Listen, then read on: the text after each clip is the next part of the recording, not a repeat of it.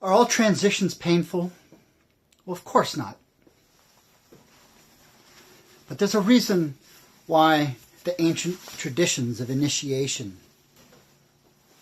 almost all involve some form of scarification or scar.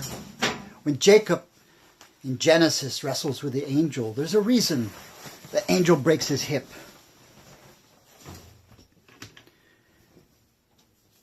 Pain is one way to help us remember.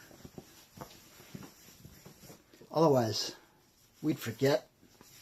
We'd forget why we made the change in the first place. We'd be doomed to repeat it over and over.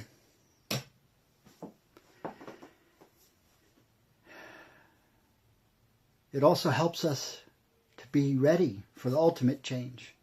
It helps us deal with pain. That's a big part of what transitions are all about.